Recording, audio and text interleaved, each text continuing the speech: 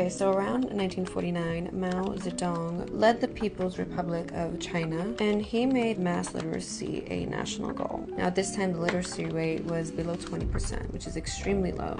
And resources were super scarce, especially in rural areas, okay? And they lagged behind city areas really significantly. And under Mao's leadership, after about 15 years, schools and universities began to close, and millions of high school students were sent to work in farms and factories. And the college completion rate dropped from what was around 10% to about 4.5%. Okay, so between 1966 to 1976, around a decade, people were not being educated, and it was considered basically like a lost generation. Okay, now after Mao, Deng Xiaoping restored the National College Entry Exam, or Gaokao, which I'm probably butchering the name. And in 1977, 5.7 million people took the exam, competing for a little over 200,000 spots in university. Okay, so this move really reopened the doors for higher education in China, and it created a brand new era of modernization and productivity. Okay, so fast forward to 2001, President Jiang Zemin, I'm not really sure how to say that, he began to push to modernize school. Okay, so his goal was kind of to expand the digital infrastructure and promote digital literacy so people can understand how to use technology. And this is when they began to integrate tech into education. Okay, so this guy is trying to reduce the education gap between